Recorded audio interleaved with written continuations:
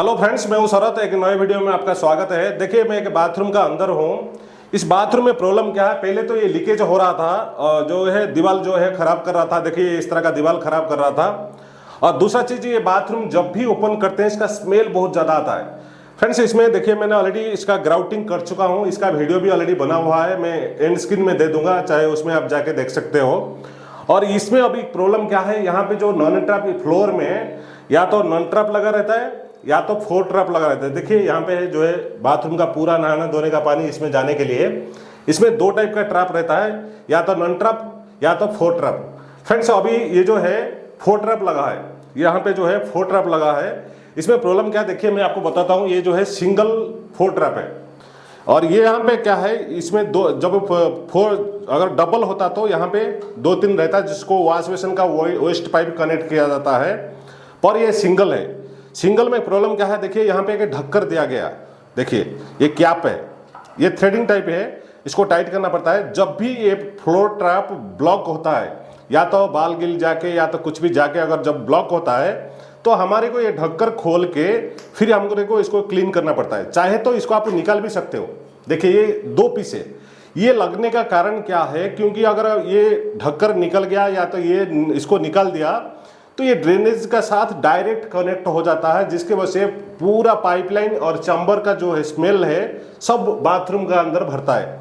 क्योंकि इस बाथरूम का डोर जब भी ओपन करते हैं तो पूरा बाथरूम जो है पूरा स्मेल रहता है। तो इसका मतलब क्या है, इस यहाँ पे जो फ्लोर ट्रैप लगा है इसमें मैंने देखा कि ये जो कैप है कोई निकाल दिया है या टूट गया या मिस हुआ है, जिसकी वजह से ये कैप यहाँ पे नहीं है। देखिए इसका अंदर जो है ये कैप देखिए ओपन है।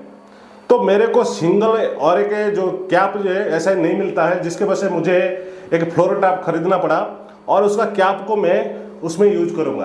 क्योंकि देखिए ये कभी भी आप इसको खोल के ब्लॉकेज क्लीन करते हो तो इसको ध्यान रख के फिर इसको दोबारा जो है लगाना है, क्योंकि ये कैप अगर मिस हो गया तो ये बाथरूम में जो है स्मेल आना शुरू हो जाता है।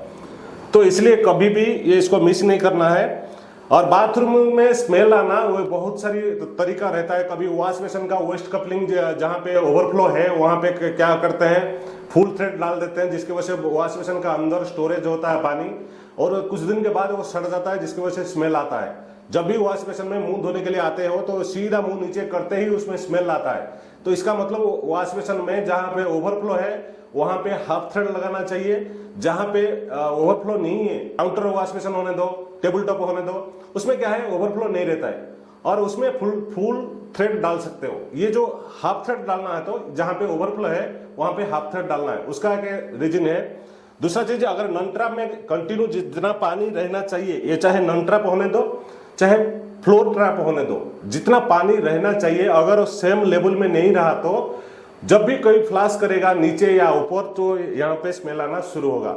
इसी तरह का आप कभी भी फ्लोर टैप को ध्यान रखिए, इस तरह का अगर लगा है तो उसका कैप को जब भी निकाल के क्लीन करते हो दोबारा उसको इंस्टॉल कीजिए।